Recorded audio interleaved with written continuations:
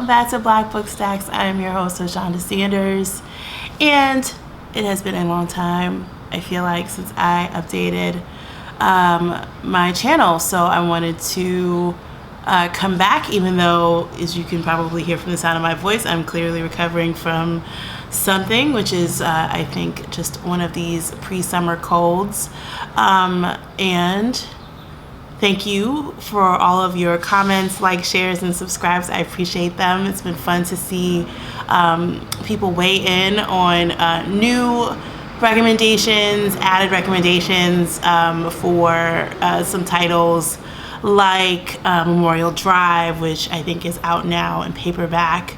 I can't believe it's been a year and more since I wrote about it for Poets and Writers, talked to Natasha Trethewey, but also talked about Memorial Drive on this channel. So if you haven't checked that out, then feel free to. And I have some recommendations for June, but also just things that I've been reading that I loved that are coming out this month. I haven't had a chance to read it yet, but A Chorus Rises is the follow-up to A Psalm Below Water by Bethany Morrow. First of all, just like, look at how beautiful this cover is. It's just like so crazy how pretty it is.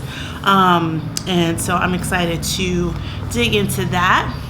I have been reading, and I think this came out in May, Great Circle by Maggie Shipstead. I haven't read her other work before, but this is just captivating. Gosh, I think I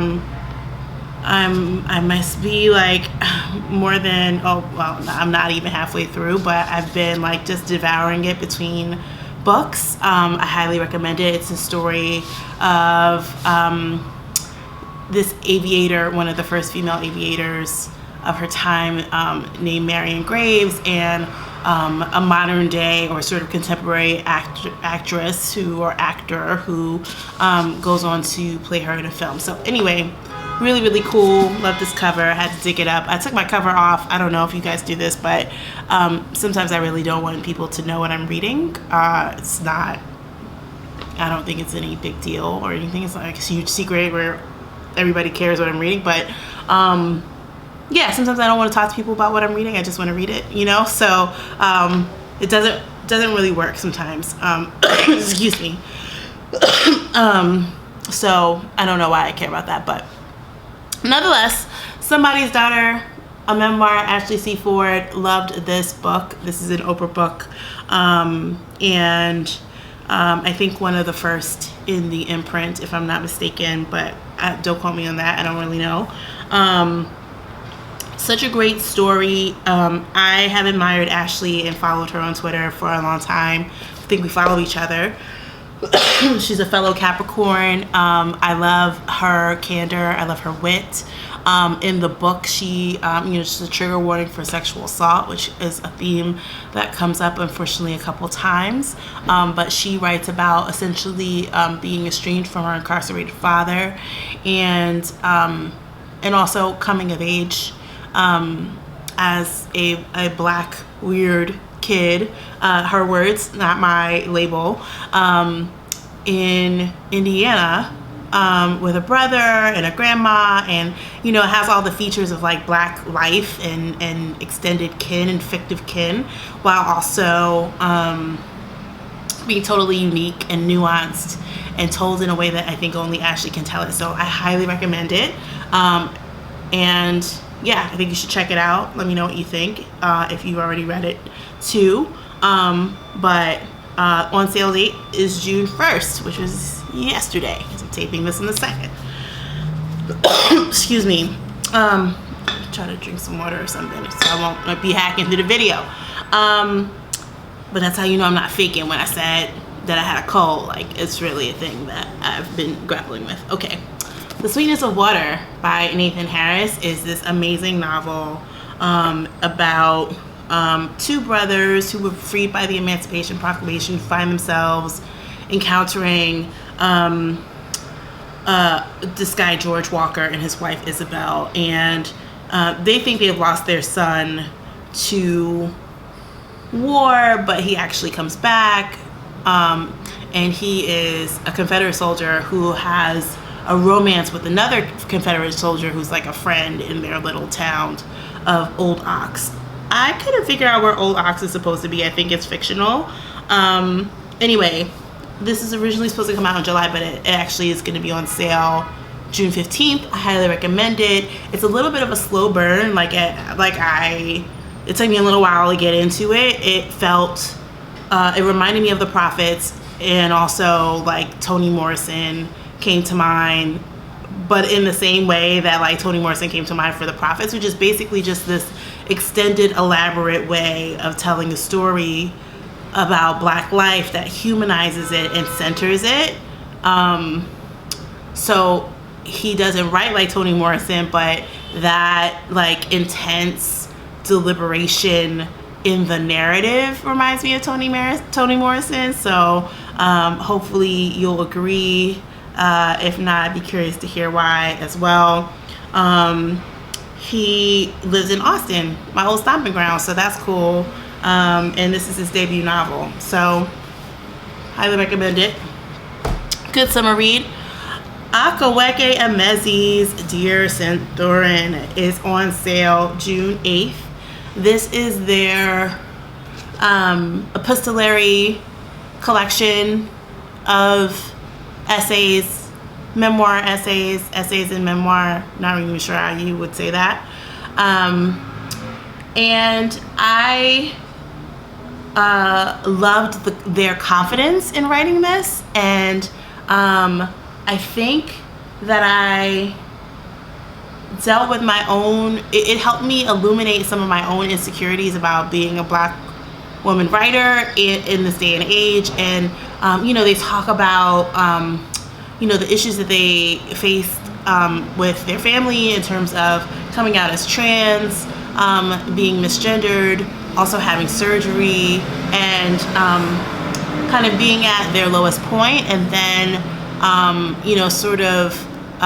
in addition to being Black and trans, they are also identifying as, I'm going to say this wrong, Agbanji, I want to say is how you say it, but anyway, it's an African god, basically like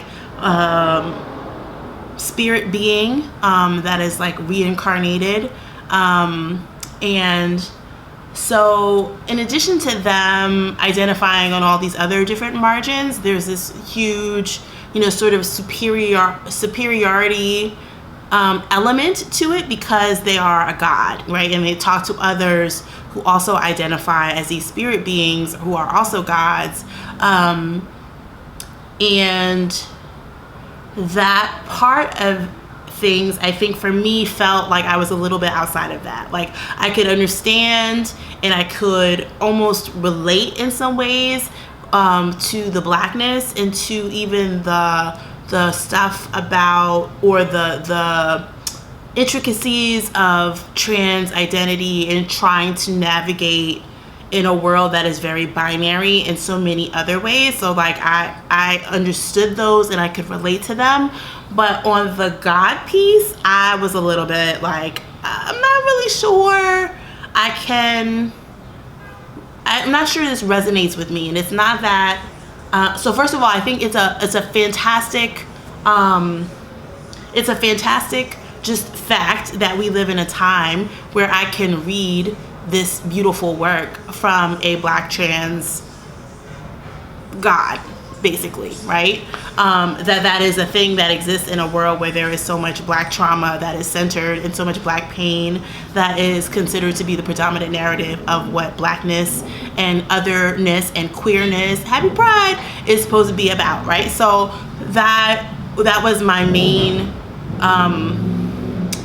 takeaway. And then I felt like in the book they write about getting a $500,000 advance for 2 books after not really being sure that Freshwater, their debut would be received the way that it was, or the follow-ups to it, and just kind of like trying to navigate basically like white supremacist system of publishing while also being Black trans and this spirit god thing, like having this other sort of etymology for how one even refers to oneself, right? And then like kind of understanding that publishing wants to put you in boxes so that you fit neatly into their categories, but then also realizing that everything that you write, everything that you create, and everything that you are doesn't fit inside those boxes. So anyway, I just had a lot to navigate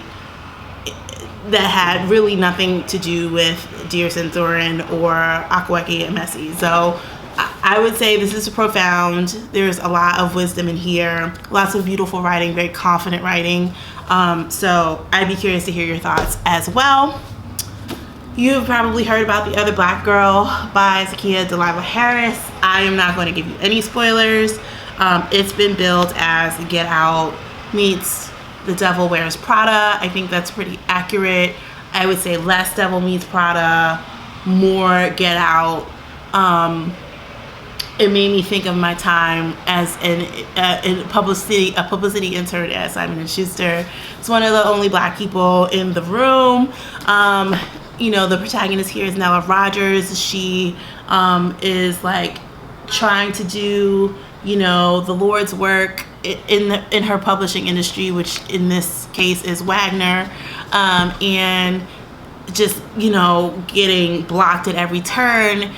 She's wishing really for just like another kindred spirit who's also a black woman who could help her deal with some of this stuff, and like boom, her wish is granted. Here comes Hazel. Hazel's like perfect black girl, like smells like shea butter, coconut oil, and like wears the right kind of wrap, and like does just the right amount of code switching to basically advance further than Nella. And then Nella starts getting these notes that tell her that she needs to leave Wagner, and that that like kind of starts to kind of set up the stakes for what follows.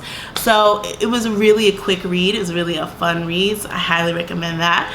And then speaking of fun reads, I also want to just give you I just want to give a pitch to Mia McKenzie for her follow-up novel. I think this is her sophomore novel, Skye Falling, which is just so fun. I mean, I laughed throughout it. It's the story of this girl named Skye, this woman named Skye, who is basically just like maladjusted, queer girl who is like, she owns her travel agency. She's based in West Philly. Her mom, I think, is like starting to suffer like some dementia or Alzheimer's. It's not really clear which. She might have said it, but it was a while ago when I read it, so I don't remember exactly which. But anyway, her mom's going through that. Her brother is kind of like they're looking after the mom, but not really. So like she has this like strained thing happening with her family, with her like biological family, but she has a great sort of trans Latina friend, Viva, who like kind of tells her like it is. And then she there was a time in her life, I guess when she was like 26 is what I want to say, is that she was broke and she needed money, and so she decided that she was going to sell her eggs. And so now fast forward to 12 years later, or 13 years later, and the egg, an egg of hers comes looking for her and is like, you're my egg mom or whatever. And so thus begins Vicky. So that thus begins this like reevaluation of the things that she holds dear, the ways that she develops relationships, the way that she runs away from relationships, and all those things. She falls for Vicky's aunt, who's also one of her caretakers or her co-parents, Faye, who also used to be a legendary MC. And like I did not expect to completely like fall in love with this book, but I absolutely did. It was like so refreshing, such a fun read, such a summer read it felt like too. It reminded me of, I want to say like Just Right plus like Brown Sugar, but like meets the L Word, because I feel like I don't even know if there's been like a person of color L Word. Maybe Pose, but this is not centered around anything like that. So we can't even bring Pose into it. But you know what I mean? Like it was like a fun, breezy rom-com for like black queer women. So good, so delicious. I think it's on sale June 22nd. Highly recommend. Well, only when I don't have, well, there are a lot of books that I don't have physical galleys for, but one of them that I definitely want to recommend, though, is memoir, and it's by Hakeem Oluseyi, is how I think you say his name, and it's called A Quantum Life. My Journey from the Streets to the Stars, and it's about him basically like growing up in the hood and like moving around a lot, having this like, you know, really kind of intense childhood to becoming this, I want to say he's like a physicist for NASA. But wow, like, first of all, I love that title, A Quantum Life. Are you kidding me? But then the actual writing of it is so good. He's such a great storyteller. I think he has a ghostwriter for it, but still, like, such a fascinating story, so uncommon, right? To hear about the lives of Black scientists. I believe that one goes on sale June 15th. So those are my recommendations for June. Thank you for your patience. Let me know what you're reading. Let me know what you recommend. Let me know what you think about the books that I recommend, if you've read them, or if you've seen them, or if you've heard about them. I would love to, as always, get in the comments with you and debate and hear. Yeah, I think that's what I got. Thanks, guys, for listening. I appreciate you, and I will see you again soon. Until then, enjoy your reading.